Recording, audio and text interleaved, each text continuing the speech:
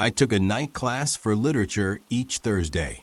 The room was always dimly lit, and the teacher preferred to keep one row of overhead lights turned off for ambience, she used to say.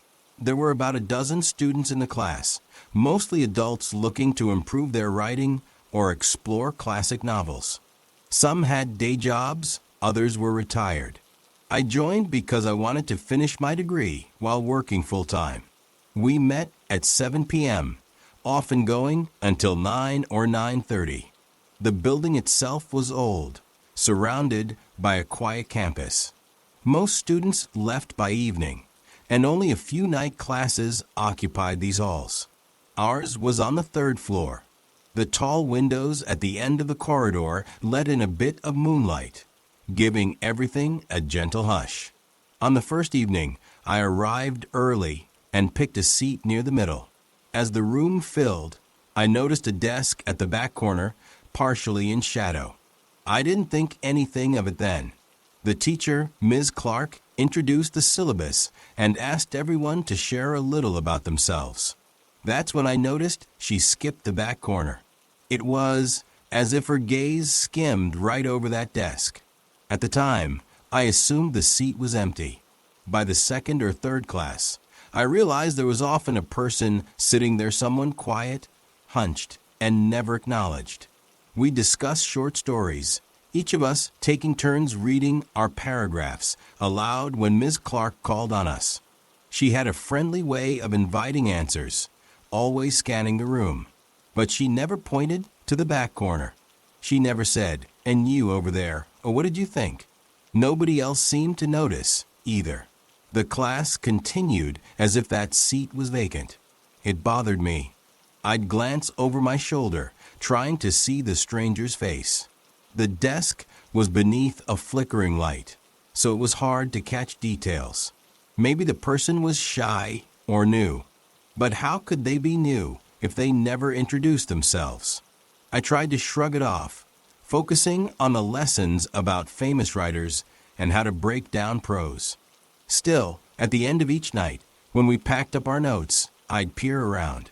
That corner seat would be empty again, as if the person had slipped out the door the moment class ended. I remember a moment around the fourth class meeting. We were discussing a short story that involved ghosts. As Ms. Clark explained the meaning behind a certain haunting scene, I swear I felt eyes on me from that back seat. A chill crept up my spine. I dared to glance back. The figure, someone wearing a dark hoodie, was leaning forward, almost too still. I quickly turned around, my heart thumping. I planned to approach them afterward, maybe strike up a conversation. But by the time class ended, the back seat was vacant. I didn't even see them walk out. The next week, I arrived a bit late, rushing in with my backpack and sweater. Everyone was already seated, flipping through the assigned reading. The only open spot was near the front, so I took it. While Ms. Clark lectured about narrative perspective, I tried to discreetly check the back corner. Sure enough, there was a shape in that seat, but I couldn't make out much detail from my angle. At some point, Ms. Clark wrote notes on the board and asked a question about the story's hidden symbolism. A student behind me gave his opinion, and soon others chimed in. That's when I heard a soft sigh from somewhere behind me, separate from the discussion. It was almost like frustration or sadness. I glanced back, but the figure remained still, and Ms. Clark carried on, not glancing that way at all. I started to ask classmates if they knew who sat back there. Kirsten, who often sat in the row behind me, said, "I don't think anyone sits there. It's always empty." Another classmate, Adam, shrugged and joked, "Maybe it's a ghost from one of the stories." He laughed, but I noticed an uneasy look in his eyes. It was as if part of him wondered if that could be true. As the weeks passed, the presence in the corner desk became more obvious to me. Sometimes we'd break into small groups to discuss our writing. The teacher would say, "Group up, everyone." But she never assigned the corner seat to any group. None of us walked over there to invite the occupant to join us, either. It was like We had this mental block.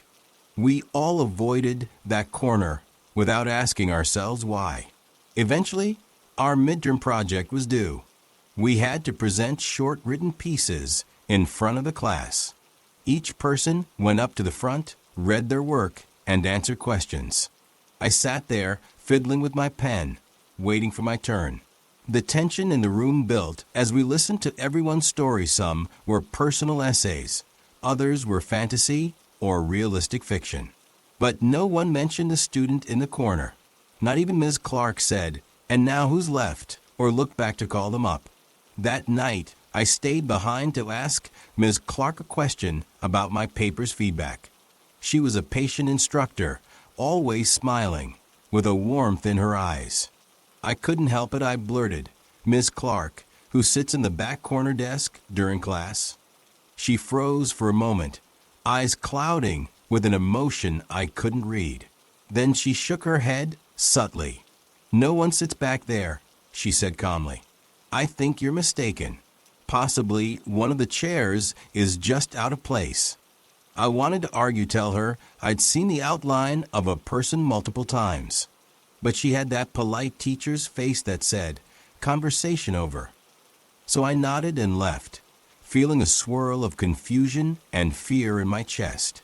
The following week was our final lesson of the term.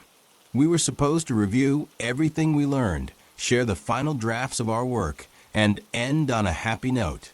When I walked into the classroom, the first thing I noticed was that the back corner was already occupied. The silhouette was upright, as if waiting for something. My gut twisted. The rest of the students took their normal seats, and Ms. Clark began summarizing the highlights of the course. I had trouble focusing. I kept glancing over my shoulder at the corner. At one point, Ms. Clark said, "Does anyone have any final comments or questions about the text we've studied?" She glanced around the room, her eyes scanning each seat except the one in the corner. That's when I decided I had to do something. My heart thudded in my chest as I raised my hand. "Yes," Ms. Clark asked. Each student turned to look at me, expecting me to ask about a reading or grammar rule. Instead, I got up from my chair and walked to the back corner. My legs felt shaky, and the closer I got, the heavier the air felt, like stepping through invisible fog. As soon as I was a few feet away, I could see the students form a bit clearer, a dark hoodie covering most of their face, pale hands resting on the desk, unmoving. My classmates started murmuring, "What's going on?" Ms. Clark's voice faltered. "Please return to your seat," she said in a calm yet uneasy tone. But I didn't stop. I felt something pulling me forward, a mix of dread and a strange need to see this through. I mustered my courage and spoke softly. "Excuse me, are you okay?" I expected the figure to look up or vanish, but it just sat there, still as stone. Then I reached out, intending to tap the person's shoulder. My fingertips brushed the hoodie. It felt cold, like fabric left out in winter air. No reaction. Suddenly, the overhead light above flickered rapidly, creating bizarre shadows across the desk. In one flash, I thought I saw a pale face under the hoodie, glassy eyes, and a slight, sorrowful frown. In the next flash, the seat was empty, the hoodie sagging across the chair, without a body. I gasped and stumbled backward. Ms. Clark rushed forward, her expression panicked. She gripped my arm, pulling me away. The hooded figure was gone, but the chair was still there, and now it was empty.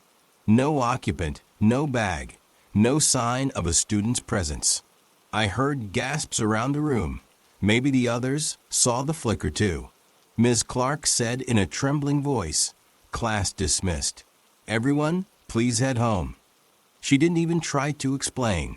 I grabbed my bag and hurried out with the rest. Outside in the hallway, people asked me if I was okay. Some claimed they saw me faint or have a dizzy spell, but I remembered it clearly. The hoodie turning cold, that brief glimpse of a face. A few classmates said, "What hoodie? You were just standing there." as if they saw me talking to an empty seat. Others admitted they saw a shape, but everything happened so fast they weren't sure what to believe. A short while later, Ms. Clark locked the classroom door, her eyes avoiding mine. She apologized quietly, something about, "Sometimes we have shadows here." It sounded more like a confession than a real explanation. She insisted the building had Quirk's strange history, a few rumors of incidents in the past. I could tell she was scared, but also protective, as if she didn't want me to dig any deeper. I walked to my car, my thoughts spinning. All this time, had we been sitting in class with a presence that wasn't entirely alive? Could it have been a former student who never finished the course? An echo of someone's regret or unresolved story? My heart pounded at the possibilities.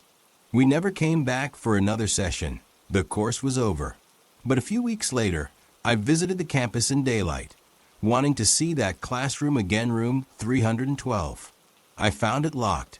A janitor passing by told me the room was temporarily closed for renovation.